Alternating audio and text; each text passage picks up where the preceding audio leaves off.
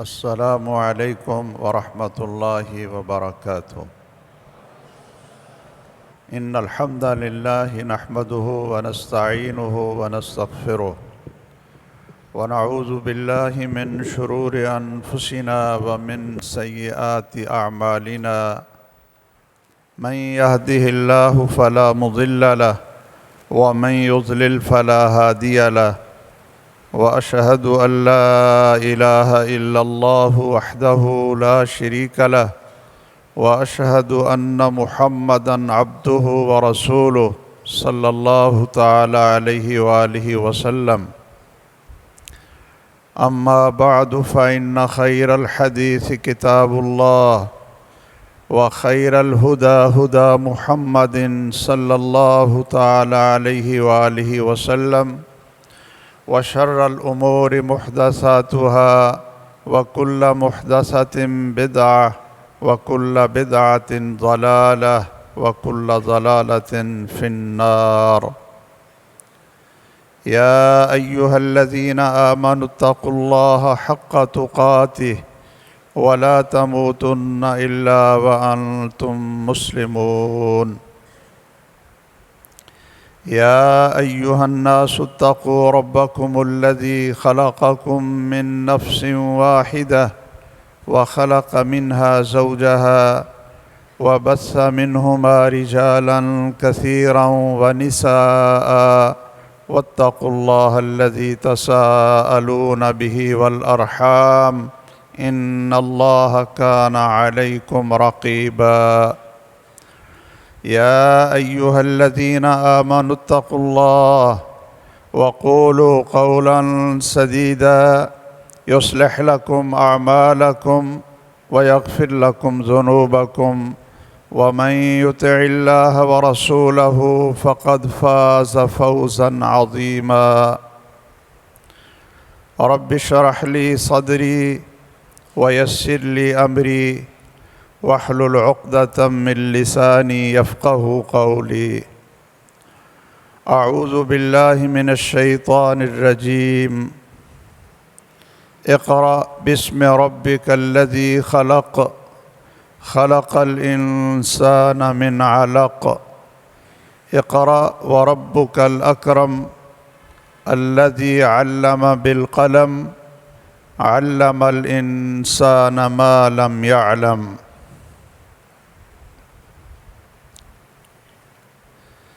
گرامی قدر اور بہت ہی محترم شیوخ الحدیث علماء و مشائخ اور بہت ہی عزیز اور مکرم عزیز طلباء، چھوٹے اور بڑے،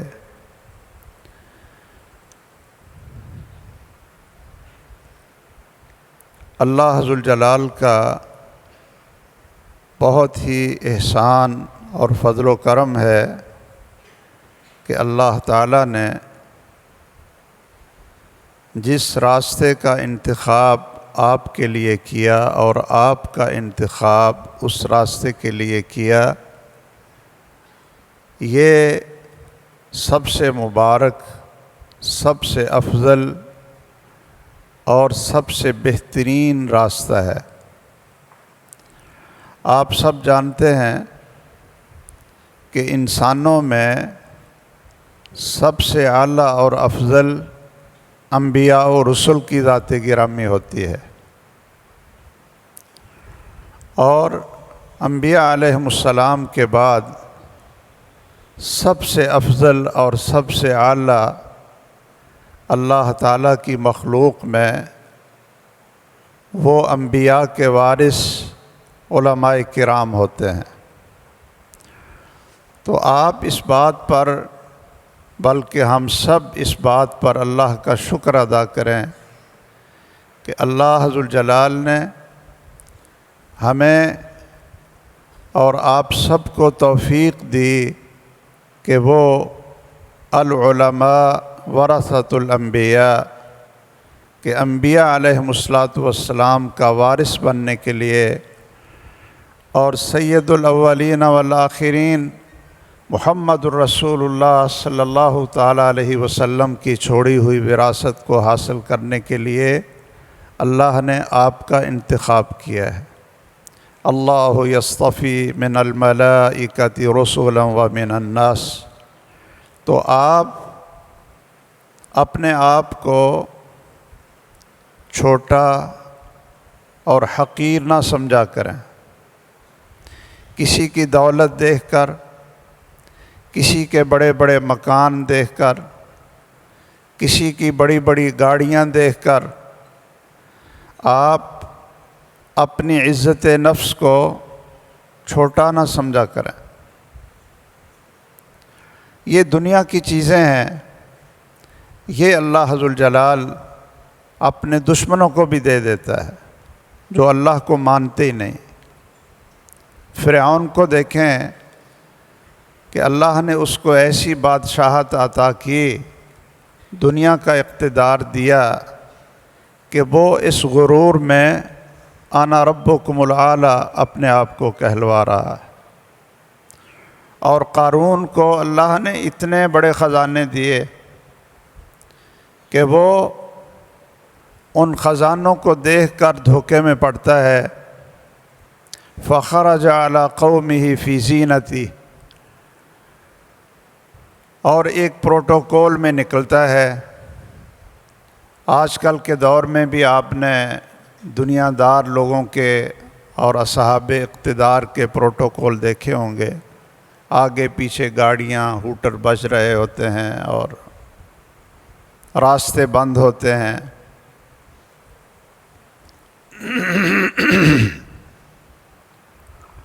تو یہ پروٹوکول دیکھ کر جن لوگوں کی نگاہ دنیا پر تھی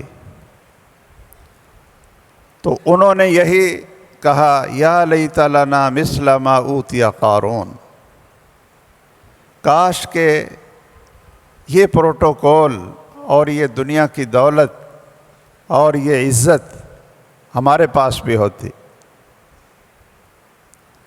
لیکن جو آخرت کو دیکھنے والی نگاہ رکھتے تھے، اہل علم تھے، وقال الذین اوتوا العلم ویلکم،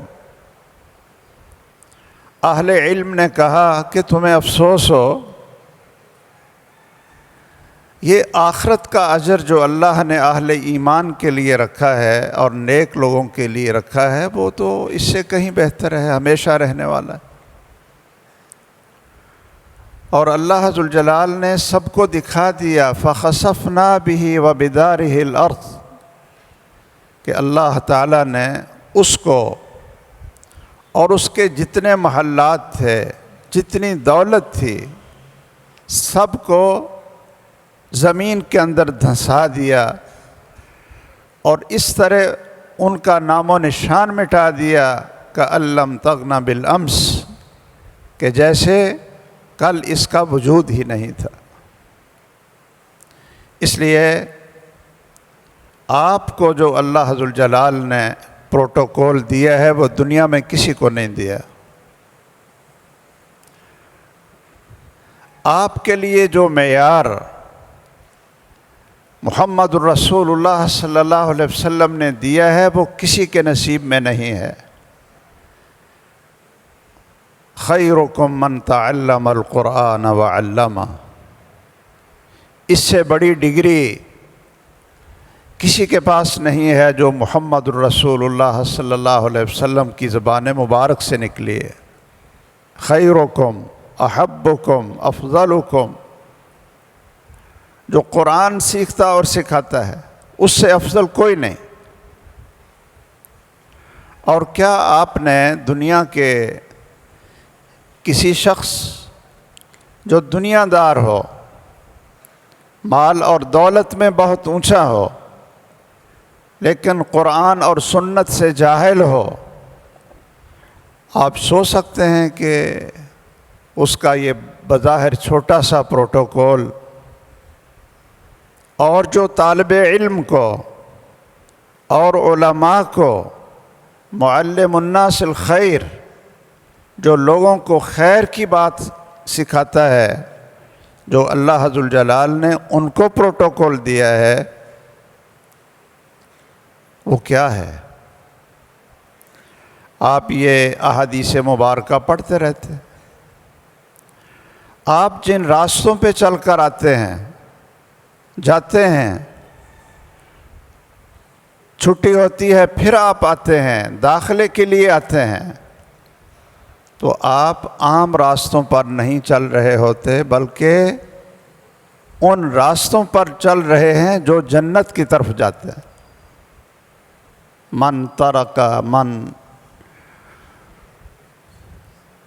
من سلک طریقا یلتمس فیہ علما سہل اللہ لہ بہ طریقا الی الجنہ۔ آپ ان راستوں پہ چل رہے ہوتے ہیں تو یہ راستے صرف گزرنے والے کی سڑکیں نہیں ہوتی، یہ آپ کو جنت کی طرف لے جانے والے راستے۔ اور کیا آپ سوچ سکتے ہیں کہ پوری اللہ کی مخلوقات میں چیونٹیوں کی کتنی تعداد ہوگی اور سمندر، دریاؤں کی مچھلیاں، ان کی کتنی تعداد ہوگی؟ پانی 3 درجے آبادی سے زیادہ ہے، تو آپ صرف ایک تصور کر سکتے ہیں کہ کتنی تعداد ہوگی مچھلیوں کی اور کتنی تعداد ہوگی چیونٹیوں کی۔ بلکہ اس سے بھی بڑھ کر کل شیء، ہر چیز، اور فرشتوں کی کتنی تعداد ہوگی۔ اہل السماوات والارض۔ رسول اللہ صلی اللہ تعالیٰ علیہ وسلم فرماتے ہیں کہ جب میں معراج کی رات گیا تو 7 آسمانوں پہ کوئی ایک بالشت جگہ بھی خالی نہیں تھی جہاں کوئی فرشتہ اللہ کے سامنے سجدے میں نہ پڑا ہو۔ وَمَا يَعْلَمُ جُنُودَ رَبِّكَ إِلَّا هُ۔ سوچ لیں ذرا کہ فرشتوں کی کتنی تعداد ہے۔ 7 آسمانوں کے فرشتے اور پھر زمین کے فرشتے اور زمین پہ رہنے والے، یہ سارے کے سارے استغفار کرتے ہیں، اللہ سے بخشش مانگتے ہیں، اللہ سے بخشش مانگتے ہیں۔ کس کے لیے؟ یہ دنیا داروں کے لیے؟ قرآن و سنت سے جاہل لوگوں کے لیے؟ نہیں، للعالم، جو قرآن و سنت کا عالم ہے، معلم الناس الخیر، لوگوں کو قال اللہ اور قال الرسول سکھا رہا ہے۔ فرشتے اپنے پروں کو جھکا دیتے ہیں، بچھا دیتے ہیں۔ لطالب العلم، ایک طالب علم کے لیے، رضاً بما یصنع، اس خوشی میں، خوش ہوتے ہوئے کہ یہ کیا کر رہا ہے۔ اور ان سب سے بڑھ کر اللہ ذوالجلال ان لوگوں کا اپنے ہاں ملائے اعلیٰ میں جو فرشتے ہیں، حملۃ العرش ہیں، ان کے پاس اللہ ان کا ذکر کرتے ہیں۔ اور جن مجلسوں میں آپ بیٹھ کر قال اللہ اور قال الرسول پڑھتے ہیں، قرآن حفظ کرتے ہیں، احادیث پڑھتے ہیں، اور اس کو سمجھنے سمجھانے کے لیے دوسرے علوم پڑھتے ہیں، یا تدارسونہ ہو، ان جیسی مجلسیں اللہ کی پوری زمین پر کوئی مجلس نہیں ہے۔ اللہ کے فرشتے ان کو گھیرتے ہیں۔ نزلت علیہم السکینہ، اللہ کی طرف سے سکینت نازل ہوتی ہے۔ وحفتہم الملائکہ وغشیتہم الرحمہ، اللہ کی رحمت ان کو ڈھانپ لیتی ہے۔ آپ کلاس میں بیٹھے ہوتے ہیں، ویسے جب آپ کلاس میں بیٹھے ہوں تو اگر آپ کے ایمان اور عقیدے میں یہ روشنی ہو کہ ہمارے ارد گرد فرشتے ہیں۔ میں چونکہ زیادہ میرے ذہن میں یہ تھا کہ علماء کرام تو ماشاءاللہ ہمارے بھی ساتھی بھی ہیں اور ہمارے مشائخ بھی ہیں، کبار ہیں، اہل علم، چلو طلباء سے کچھ باتیں کر لیتے ہیں اور پھر کتاب کے بارے میں کچھ باتیں عرض کرتا ہوں، اس لیے کہ بچوں کو اور طلباء علم کو یہ چیزیں سامنے رکھنا بہت ضروری ہیں۔ آپ نے کبھی سوچا ہے کہ جس کلاس میں آپ بیٹھے ہوتے ہیں اور استاد نہ بھی ہو تو کیا شرارتیں کرنی چاہیے؟ کیوں بھائی؟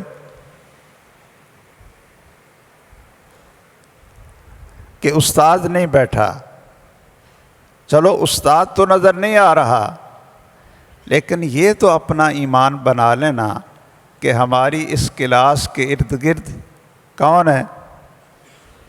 فرشتے ہیں، اور اللہ آپ کو دیکھ رہے ہیں۔ اللہ ذوالجلال آپ کو دیکھ رہے ہیں اور آپ کا ذکر خیر کر رہے ہیں، تو کیا پھر کلاس میں بیٹھا ہوا طالب علم وہ کوئی شرارت کرے گا؟ اس کو پتہ ہوگا کہ اللہ تو میرا نام لے رہے ہیں فرشتوں کے پاس، اور اللہ کی رحمت نے گھیرا ہوا ہے، اور فرشتے اس کلاس کو گھیرے ہوئے ہیں اور دیکھ رہے ہیں، لکھ رہے ہیں۔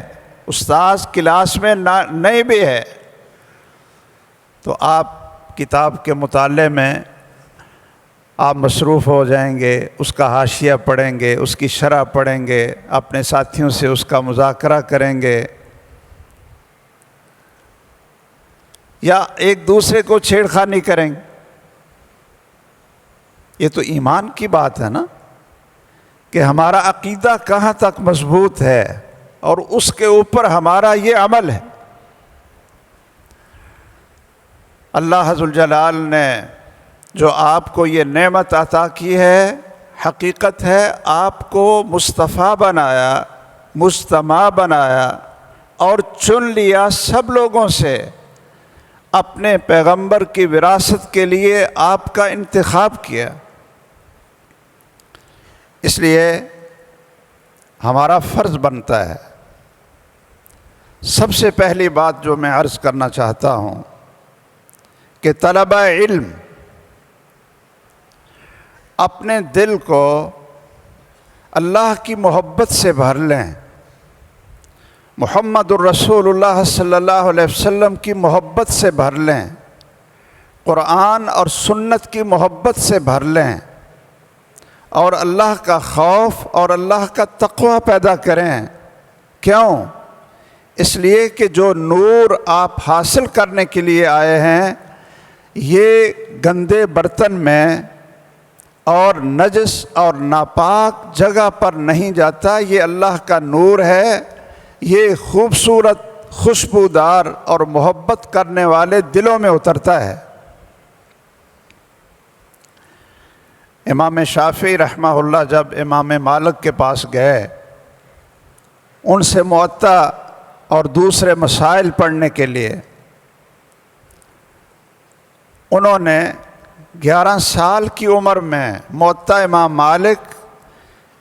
مالک کے پاس جانے سے پہلے زبانی یاد کر لیا تھا۔ وہ کسی سے انہوں نے ادھار موطا لیا، مکہ میں رہتے تھے، تو اس کو زبانی یاد کر لیں، اور پھر امام مالک سے سننے کے لیے اور ان کو سنانے کے لیے گئے۔ میں صرف اس سے اتنی بات عرض کرتا ہوں کہ امام مالک رحمہ اللہ نے جب ان کو دیکھا کہ یہ بہت ذہین ہیں اور بڑی اچھی قرات انہوں نے کی ہے، تو انہوں نے اپنی کلاس میں بیٹھنے کی اجازت دے دی اور ایک نصیحت کی۔ یہ سارے میرے عزیز اور پیارے طلباء سن لیں۔ فرمانے لگے ارا فی وجہ کا نورا، کہ شافعی محمد بن ادریس میں آپ کی پیشانی پہ، آپ کے چہرے پر اللہ کا نور دیکھ رہا ہوں، فلا تطفئہ بالمعصیہ، اور اللہ کی نافرمانی کر کے اس نور کو بجھا نہ دینا۔ یہ اللہ کا نور آپ حاصل کر رہے ہیں۔ أَوَمَنْ كَانَ مَيْتًا فَأَحْيَيْنَاهُ وَجَعَلْنَا لَهُ نُورًا، اور یہ کیسے دل میں آتا ہے؟ اللہ کی وحی کس دل پر آتی ہے؟ قرآن و سنت کا نور کس دل میں بیٹھتا ہے؟ آپ حضرات رسول اللہ صلی اللہ علیہ وسلم کی سیرت کو پڑھتے ہیں، اللہ نے جن کا انتخاب کیا ہوتا ہے اپنے دین کے لیے، تو اللہ ذوالجلال اس کے دل کی پہلے صفائی کرتے ہیں۔ رسول اللہ صلی اللہ تعالیٰ علیہ وسلم کے دل کی صفائی اللہ تعالیٰ نے کیسے کی ہے؟ آپ کو پتہ ہے نا کہ شق صدر کتنی دفعہ ہوا؟ یہ سیرت کے طلبہ جانتے ہوں گے، شق صدر کتنی دفعہ ہوا؟ کم از کم جو صحیح روایات ہیں 3 دفعہ، اور 4 دفعہ کا بھی ایک قول موجود ہے کہ شق صدر ہوا۔ اور اس میں کیا کیا گیا؟ 4 سال کی عمر ہے، پھر نبوت سے پہلے، اور پھر معراج کی رات ہے، تو کیا کیا گیا کہ سینے کو انگلی کے ساتھ چیرا، دل کو نکالا، اور اس کا آپریشن کیا، صاف کر دیا، آب زمزم سے دھویا، اور ملئت حکمتاً و ایمانا، اور اس کے اندر دانائی، حکمت اور ایمان بھر دیا۔ یہ ہے وہ محمد الرسول اللہ صلی اللہ علیہ وسلم کا قلب اطہر، جس کی صفائی کی گئی، ہر آلائش سے اس کو پاک کر دیا گیا، اور پھر اس پر اللہ ذوالجلال نے اس قلب اطہر پر، جس کا 3 یا 4 دفعہ آپریشن کر کے صفائی کی تھی، اس پر اپنی وحی کا نزول فرمایا، قرآن اور سنت کو نازل کیا۔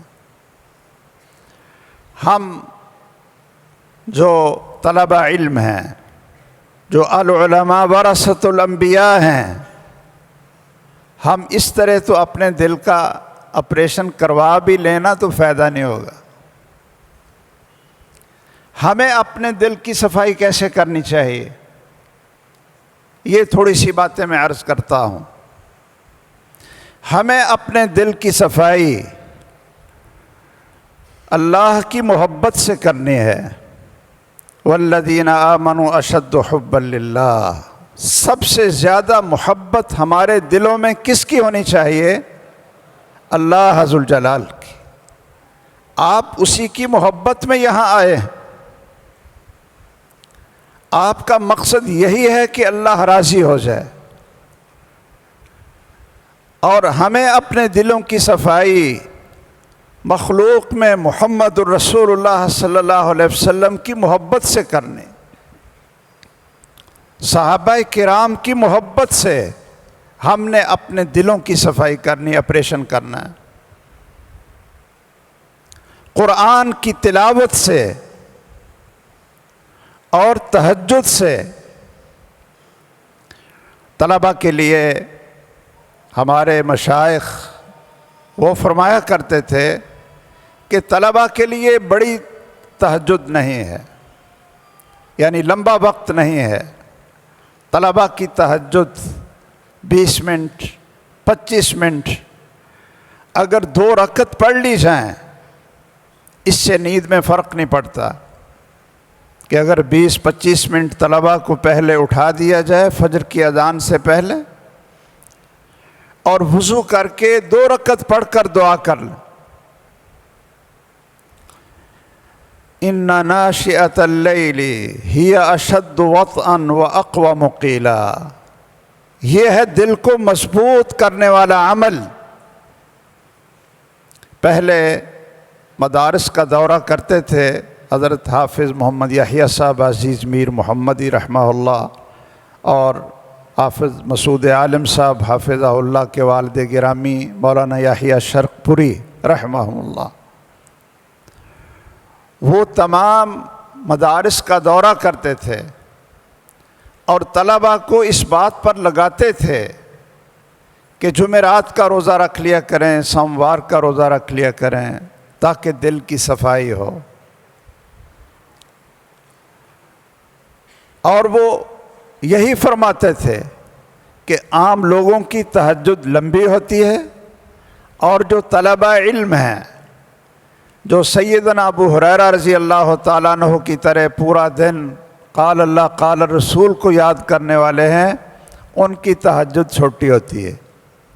تو وہ کہتے تھے 20 سے 25 منٹ پہلے اٹھا لیا جائے اور اس میں وضو کریں، 2 رکعتیں پڑھیں، وتر پڑھ لیں اور ہاتھ اٹھا کر اللہ سے اپنے دل کی صفائی کے لیے اور جس مقصد کے لیے آئے ہیں اس کے لیے اللہ سے دعائیں کریں۔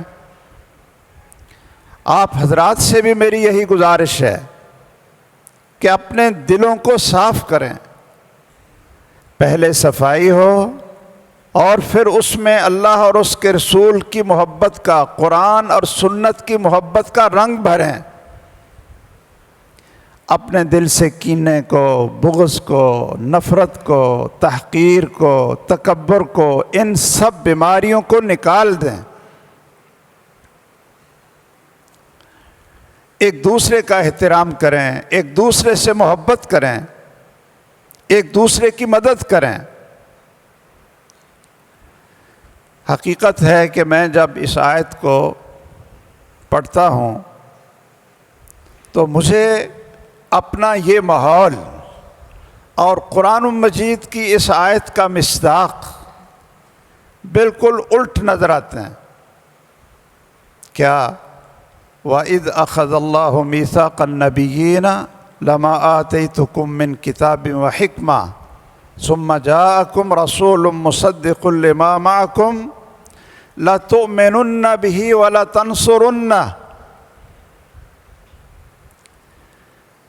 کہ اگر کسی پیغمبر کے دور میں کوئی اور پیغمبر بھی آ جائے، ایک تو اس کی یہ تفسیر ہے نا کہ اللہ نے سب نبیوں سے یہ عہد لیا کہ اگر تمہاری زندگی میں محمد الرسول اللہ صلی اللہ علیہ وسلم تشریف لے آئیں تو ان پر ایمان لانا۔ یعنی بعض مفسرین نے اس کو رسول سے مراد محمد الرسول اللہ صلی اللہ علیہ وسلم کو لیا، لیکن بہت معتبر مفسرین نے رسول سے مراد کوئی رسول لیا، اس لیے کہ پہلے ایک ہی وقت میں ایک ہی بستی کی طرف یا مختلف بستیوں کی طرف ایک ہی وقت میں کئی رسول آ جاتے تھے۔ تو اب کیا بتایا گیا کہ ایک پیغمبر ہے، اسی کی زندگی میں دوسرا رسول آ جائے تو کیا کریں؟ اس کی رسالت کو تسلیم کریں، اس کے علم کو تسلیم کریں اور اس کی مدد کریں، یا ان کی آپس میں مخالفت ہو جائے؟ اور اتنا سخت عہد لیا کہ لَتُؤْمِنُنَّ بِهِ وَلَتَنصُرُنَّهُ، کہ ایک پیغمبر دوسرے کو مانے اور اس کے مشن کو بڑھانے کے لیے اس کی مدد کرے۔ کہا کیا تم نے اس بات پر اقرار کر لیا ہے؟ سب نبیوں سے کہا، انہوں نے کہا جی اقرار کر لیا ہے۔ تو فرمایا فَمَن تَوَلَّى بَعْدَ ذَلِكَ فَأُولَٰئِكَ هُمُ الْفَاسِقُونَ۔ اب اگر کوئی پیغمبر دوسرے کی زندگی میں اس کو نہیں مانے گا اور اس کی مخالفت کرے گا تو پھر نبوت اور رسالت کو چھین کر فساق اور فجار میں شامل کر دیا جائے گا۔ میں سوچتا ہوں کہ انبیاء کے وارث کون ہوتے ہیں جی؟ علماء۔ تو اگر ایک شہر میں ایک شیخ الحدیث ہے اور اللہ تعالیٰ اسی شہر میں ایک دوسرا بھی شیخ الحدیث پیدا کر دیتا ہے، ایک تیسرا بھی شیخ الحدیث پیدا کر دیتا ہے، ایک شہر میں ایک عالم ربانی ہے، اس میں ایک دوسرا عالم بھی ہے، ایک مفتی ہے، اور دوسرا بھی اللہ نے اس شہر میں ایک مفتی پیدا کر دیا، تو ان شیوخ الحدیث کو آپس میں کیا کرنا چاہیے؟ کیوں بھائی کہ دوسرے کو شیخ الحدیث ہی نہ مانے یا اس کو عالم مانیں اور اس کی مدد کریں۔ ایک مدرسہ ہے، ان کو چاہیے کہ وہ دوسرے مدرسے کی خدمات کو بھی تسلیم کرے، ایسا نہ ہو کہ اپنے مدرسے کی خصوصیات ذکر کریں اور دوسرے مدرسے کی کمیاں ذکر کرتے رہیں اور مخالفت کریں۔ وَلَا تَنْصُرُنَّ، ایسا نہ ہو کہ لوگوں سے کہیں کہ بھئی سارے چندہ ادھر ہمارے مدرسے میں دو اور باقی مدرسوں میں تو نہ کوئی پڑھائی ہے نہ کوئی پڑھانے والا ہے، شیخ الحدیث بھی وہاں کا جاہل ہے اور وہاں کا فتویٰ دینے والا بھی بیوقوف ہے، اور اگر کوئی شیخ الحدیث ہے تو ہمارے پاس ہے، اگر کوئی مفتی ہے تو ہمارے پاس ہے، اگر کوئی عالم ہے تو ہمارے پاس ہے۔ کیا یہ مشن ہونا چاہیے؟ دل کو صاف کیسے کریں گے؟ رسول اللہ صلی اللہ علیہ وسلم نے یمن کی طرف 2 استاد بھیج دیے، یمن کی طرف 2 استاد بھیجے، معلم بھیجے۔ یمن کے 2 حصے تھے، ایک کی طرف سیدنا ابو موسیٰ اشعری کو بھیج دیا اور دوسرے حصے میں کس کو بھیج دیا؟ معاذ بن جبل رضی اللہ تعالیٰ عنہ کو۔ اب ایک جگہ پر 2 شیخ الحدیث ہو گئے، 2 معلم ہو گئے، 2 قاضی اور مفتی ہو گئے، تو کیا کہا؟ اگر ایک پیغمبر دوسرے پیغمبر کی مخالفت کرے گا تو عوام الناس کہیں گے کہ بھئی ان میں سچا کون سا ہے۔ اگر ایک عالم اور شیخ الحدیث دوسرے شیخ الحدیث کا نام لے کر اس پر تنقید کرے گا اور لوگوں کے سامنے اس کی تنقیص کرے گا تو لوگ کیا سمجھیں گے کہ بھئی انہاں مولویاں دا پتہ نہیں لگتا، انہاں مفتیاں دا کوئی فتویٰ دے رہا ہے، وہ انہوں جاہل کہہ رہا ہے، وہ انہوں جاہل کہہ رہا ہے، وہ ہمارے قریب آئیں گے۔ تو دونوں کو کیا وصیت فرمائی محمد الرسول اللہ صلی اللہ علیہ وسلم نے؟ کہا تطاوعا ولا تختلفا، کہ آپس میں ایک دوسرے کے ساتھ راضی رہنا، مل کر رہنا اور دل کی خوشی سے اس کو ماننا۔ تطاوعا، طوعا و کرہا، طوعا کا معنی آپ جانتے ہیں نا کہ دل کی خوشی سے اس کو تسلیم کرو کہ ابو موسیٰ بھی عالم ہے، اور ابو موسیٰ اشعری تسلیم کرے کہ معاذ بن جبل بھی عالم ہے۔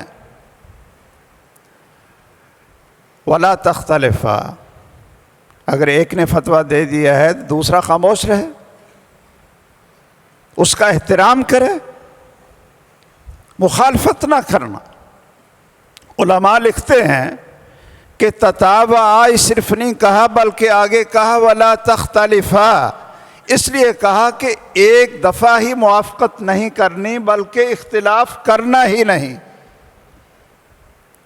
ائتلافا کے الفاظ بھی ہیں کہ الفت میں رہو، مل کر رہو، ایک بن کر رہو،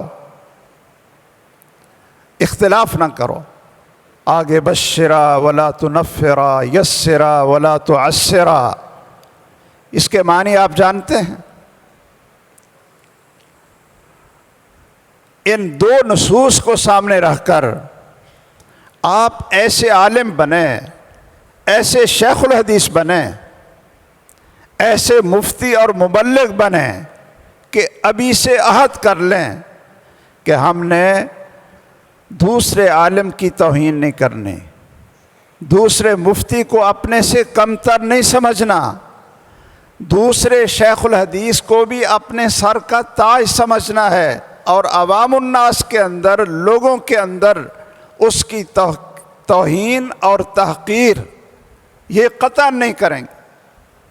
ہاں الگ بیٹھے ہوں، مسائل پر گفتگو ہو جائے، وہ دوسرے کو بتا دے کہ جی یہ دلیل ہے اور اس میں یہ چیز خطا معلوم ہو رہی ہے، آپ اس پہ غور کریں۔ یہ آپس میں علماء آپس میں گفتگو کریں۔ وَاسْتَشِرْ أَهْلَ الْعِلْمِ وَالصَّلَاحِ، رسول اللہ صلی اللہ علیہ وسلم کے صحابی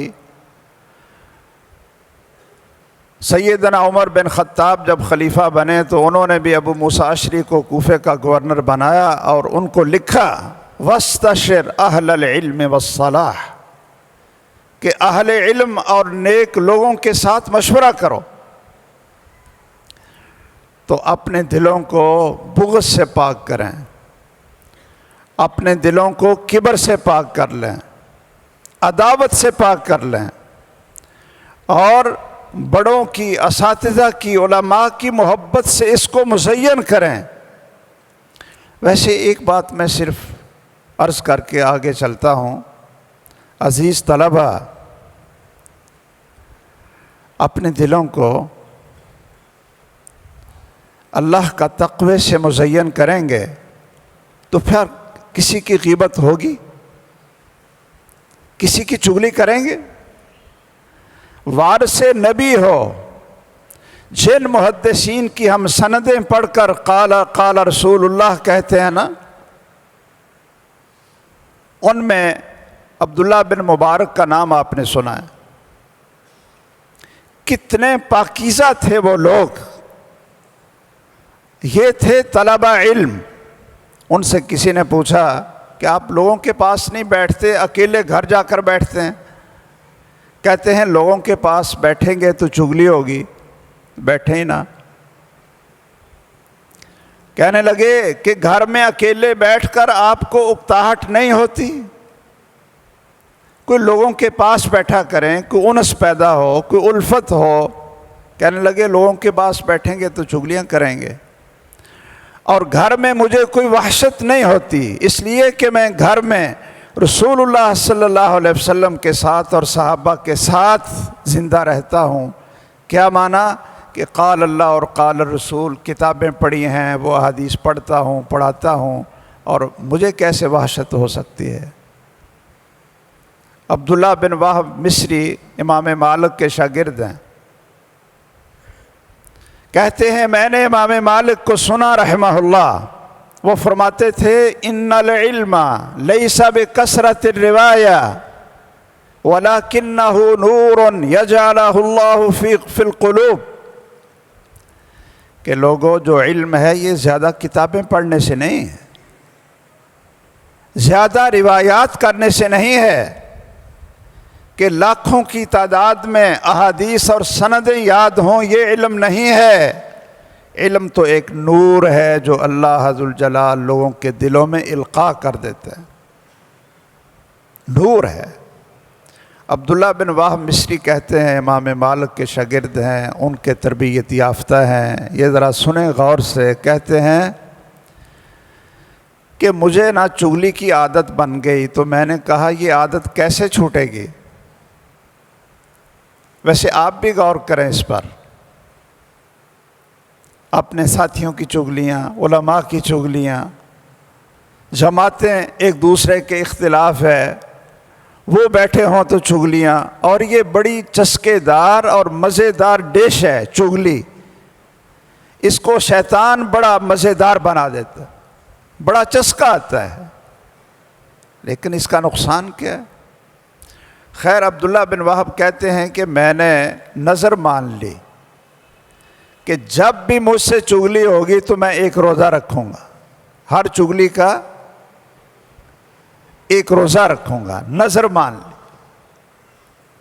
تو کہتے ہیں میں تو روزے رکھ رکھ کر تھک گیا، چگلی ہو جاتی تھی، روزے رکھ رکھ کر تھک گیا۔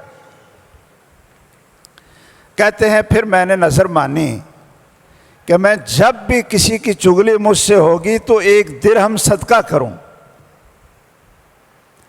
1 درہم صدقہ کروں گا۔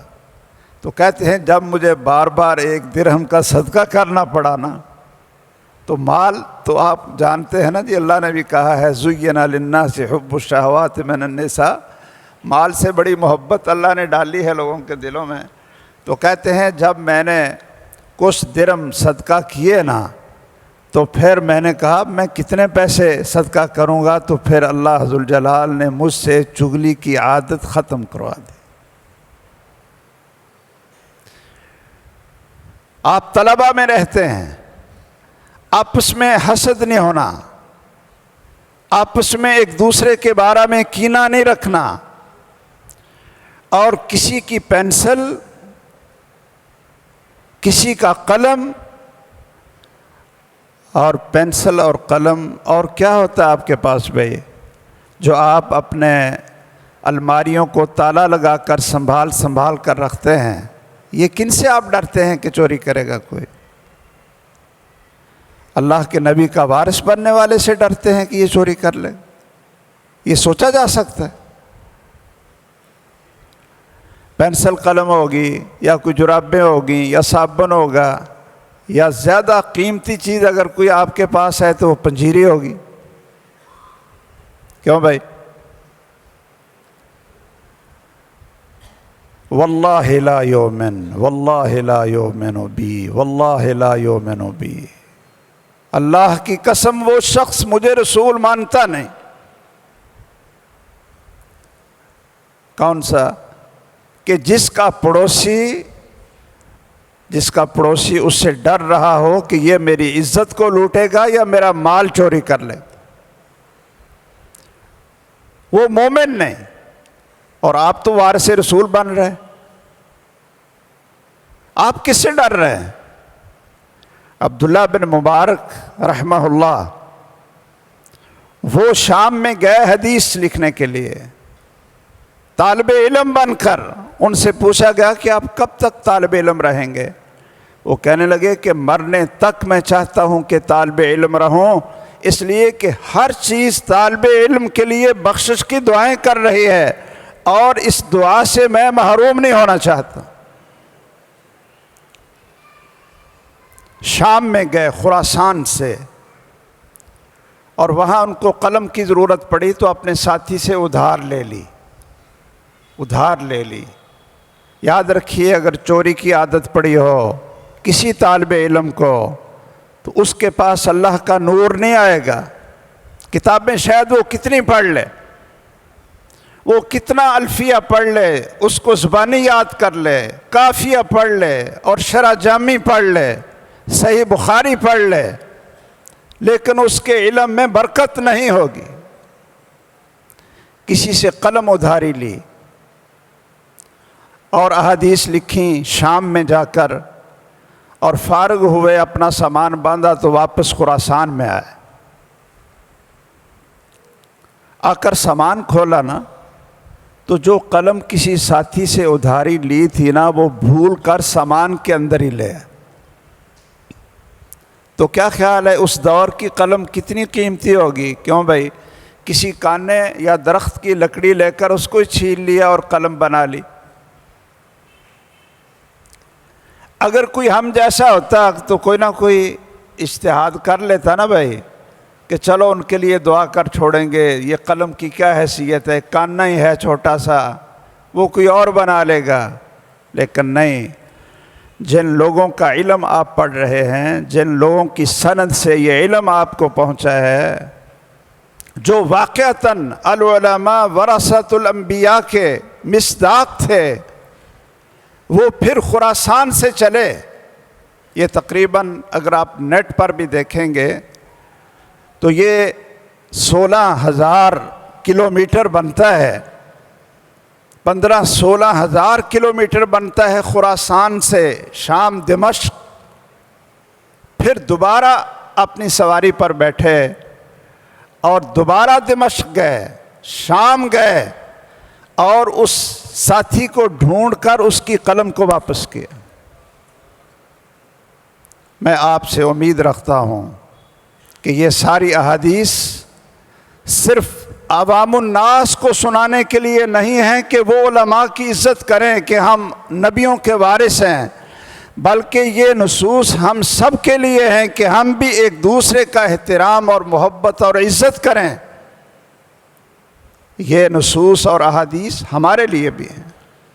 آپ اس طرح کے ماحول میں پڑھیں گے تو انشاءاللہ اللہ عز الجلال آپ کے دل میں واقعتاً اپنا نور اور قرآن و سنت کی وحی کی روشنی وہ آپ کے دلوں میں نازل کریں گے اور آپ علماء کے وارث بنیں گے۔ علم حاصل کرنے کے لیے کتاب کو پڑھنا یہ تو سب سے پہلا حکم ہے کہ قلم سے لکھنا سکھایا اور کتاب کو پڑھنے کا حکم دیا۔ کتاب کی اہمیت اس سے بڑھ کر اور کیا ہو سکتی ہے کہ اللہ عز الجلال نے قرآن مجید کو کتاب کی شکل میں، کتاب کا نام دے کر وحی کی شکل میں اتارا، اور محمد الرسول اللہ صلی اللہ علیہ وسلم نے اس کو لکھا۔ اللہ عز الجلال نے لوح محفوظ میں بھی اس کو لکھا، ایک کتاب کی شکل میں اتارا، اور رسول اللہ صلی اللہ علیہ وسلم پر قرآن نازل ہوتا تو آپ لکھنے کا حکم دیتے، احادیث بھی لکھنے کا حکم دیتے۔ اکتبوا لأبی شاہ، جو سلف تھے وہ کتاب پڑھنے کا بڑا شوق رکھتے تھے۔ ہم لوگ تو ایک دفعہ کتاب پڑھ لیں تو شاید اکتا جاتے ہیں۔ امام شافعی رحمہ اللہ کا ایک رسالہ، الرسالہ کے نام سے اصول فقہ کی ایک کتاب ہے، ان کے شاگرد کہتے ہیں کہ ہم نے 150 دفعہ اس کتاب کو پڑھا۔ ایک کہتا ہے کہ ہم نے اس کو 50 دفعہ پورا الرسالہ پڑھا، اور جب بھی پڑھتے تھے تو نئی نئی چیزیں حاصل ہوتی تھی۔ آپ اپنی روٹین میں قرآن مجید کی تلاوت ضرور رکھیں، اور ضرور آپ کے انتظام میں یہ چیز شامل ہوگی۔ ہمارے بہت ہی محترم اور مکرم بھائی اور آپ کے بہت ہی معزز استاد گرامی حافظ عبد الرحمن معلمی، انہوں نے سید الایام کے نام سے ایک کتاب لکھی۔ ویسے پتہ نہیں کہ انہوں نے باہری تقسیم کی ہے یا سارے طلباء کو بھی دی ہے کہ بھئی آپ پڑھیں اور اس پر عمل کریں، یا جو منتہی طلباء ہیں، اب کیسے پتہ چلے گا کہ یہ طالب علم پڑھتے ہیں کہ نہیں پڑھتے ہیں؟ آپ کے پاس سید الایام ہے کہ نہیں ہے؟ نہیں ہے آپ کے پاس۔ ہمارے پاس فیصل آباد میں پہنچ گئے اور چراغ تلے اندھیرا، آپ کے پاس نہیں۔ یہ کتاب انہوں نے بڑی محنت سے لکھی اور بتایا کہ جمعے کا دن وہ کیا ہے، یہ اس امت کی خصوصیت، اور پھر جمعے کے دن کے خصائص، اس کے میزات اور خصوصیات 45 ذکر کی، 45 ذکر کی۔ اب وہ خصوصیات کو ذکر کیا جائے تو بہت سا وقت چاہیے، لیکن میں یہ ضرور عرض کروں گا کہ جو پہلی 2 کلاسیں، جو آخری 2 کلاسیں ہیں نا، 8ویں، جو صحیح مسلم پڑھنے والے اور صحیح بخاری پڑھنے والے، ان دونوں کو یہ کتاب آپ دیں اور اس کی پیمنٹ میں کروں۔ 8ویں کلاس کو اور 7ویں کلاس، ان کو آپ کتاب تقسیم کر دیں، بل آپ مجھے بتا دیں تو وہ کتاب پڑھیں کہ آپ نے جمعے کا دن کیسے گزارنا ہے، جمعے کا دن آپ نے کیا کرنا ہے اور کیسے گزارنا ہے۔ ویسے ہمارے مدارس کا یہ المیہ ہے، اور میری گزارش ہوگی اساتذہ سے اور انتظامیہ سے کہ اس کو تھوڑا سا بدل دیں۔ ہم نے مرکز تربیہ میں اس کو بدلا تھا، اور جمعے کی خصوصیات دیکھ کر بدلا تھا کہ مدارس میں جمعرات کو 11-12 بجے چھٹی ہو جاتی ہے، کیوں جی ایسے ہی؟ اور پھر کب پڑھائی شروع ہوتی ہے اور حاضری کب لگتی ہے؟ ہفتے کے دن صبح 7 بجے، ایسے ہی۔ تو جمعے کی اتنی خصوصیات، اور سید الایام وَأَعْظَمُهَا عِنْدَ اللَّهِ وَخَيْرٌ مِّن يَوْمِ عِيدِ الْأَضْحَىٰ وَالْفِطْر، کہ دنوں کا سردار اور ہفتے کے سارے دنوں میں اللہ کو سب سے زیادہ محبوب، اور یوم فطر اور یوم عید الاضحیٰ سے زیادہ عظمت والا دن، اور وہ کھیل کر کرکٹ کھیل کر سو کر اور کرکٹ کھیل کر اور ویسے بازاروں میں گھوم کر اس کو گزارا جائے، تو یہ پھر جو سید الایام کی عظمت ہے اور جو اس دن کی خصوصیات ہیں وہ کہاں سے حاصل ہوں گی؟ اس لیے میں یہ چاہوں گا کہ پاکستان کے مدارس میں ایک انقلاب آئے۔ کیا انقلاب آئے کہ ہر مدرسے اور ہر جامعہ میں پڑھائی کی حاضری اور طلبہ کی حاضری وہ جمعے کے دن عصر کے وقت سے شروع کر، عصر کے وقت حاضری شروع ہو جائے، اور طلبہ سے کہا جائے کہ بھئی جس کی سورۃ الکہف رہتی ہے وہ پڑھ لو، اور کثرت سے محمد الرسول اللہ صلی اللہ علیہ وسلم پر درود شریف پڑھو۔ اور یہ وقت ہے دعا کی قبولیت کا۔ معلمی صاحب نے بڑی تفصیل سے لکھا ہے کہ دعا کی قبولیت کے اوقات، جمعے کے دن ایک گھڑی ہے نا بھائی، کہ جس میں آپ جو بھی اللہ سے مانگتے ہیں اللہ عطا کرتے ہیں۔ ایک قول یہ ہے کہ وہ جب امام خطبہ کے لیے کھڑا ہوتا ہے، ایک قول یہ ہے، اور دوسرا قول جو زیادہ راجح ہے اور زیادہ ائمہ اس طرف گئے اور اس کو زیادہ راجح قرار دیا اور صحابہ کا اجماع ہے، امام عبد الرحمن السلمی رحمہ اللہ، وہ فرماتے ہیں کہ رسول اللہ صلی اللہ علیہ وسلم کے صحابہ بیٹھے تھے اور اس گھڑی کے بارے میں بحث کر رہے تھے کہ وہ گھڑی کب آئے گی جس میں دعا کی قبولیت کا وقت ہے۔ جو وقت ہے دعا کی قبولیت کا وہ کون سی گھڑی ہے؟ تو فرماتے ہیں کہ جب صحابہ کرام اٹھے ہیں تو سب کا اس بات پر اتفاق تھا کہ آخر النہار، کہ جمعے کے دن جو آخری گھڑیاں ہیں ان گھڑیوں کے اندر ہی وہ گھڑی ہے عصر کے بعد مغرب تک، کہ جس میں اللہ دعا قبول کرتا ہے۔ اور بہت سے صحابہ اور بہت سے تابعین، یہ کتاب میں بھی لکھا ہے ماشاءاللہ، میں نے جگہ جگہ سے کتاب دیکھی ہے، کہ وہ عصر سے لے کر مغرب تک مسجد سے نکلتے نہیں تھے۔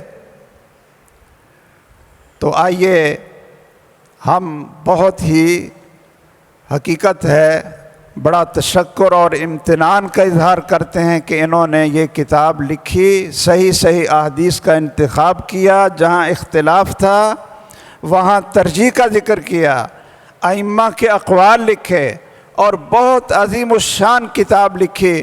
اللہ ذوالجلال ہمارے اس بھائی کی زندگی میں، ان کے علم و عمل میں اللہ برکت نصیب فرمائے اور ان کو اور توفیق دے۔ آپ طلباء کو بھی ان کے نقش قدم پر چلنے کی توفیق دے کہ آپ بھی مضمون لکھتے رہا کریں، عادت ڈالیں لکھنے کی۔ یلوہ الخط فی القرطاس دہرا وکاتبہ رمیم فی التراب، یہ انشاءاللہ حافظ عبد الرحمن معلمی حفظہ اللہ وسلمہ ان کے لیے صدقہ جاریہ ہے۔ بہترین کتاب ہے اس موضوع پر، اور اس کو لے کر عوام الناس میں تقسیم کیا جائے تاکہ پتہ چلے کہ جس جمعے کے دن سے ہم غافل ہیں اور تقریباً مسجدیں بھرتی ہیں جب نماز کا وقت ہوتا ہے، اور باقی جمعے کا دن ویسے فضول اور ضائع کر دیا جاتا ہے، اور طلبہ بھی سو کر۔ ہمیں یاد ہے کہ ہم بھی جب آپ کی طرح چھوٹے پڑھتے تھے نا، تو کہتے تھے جی میچ رکھ لو جمعے کے دن۔ یہ جمعے کا دن میچ رکھنے کے لیے کیوں بھائی؟ آپ پتہ نہیں کیا کرتے ہوں گے۔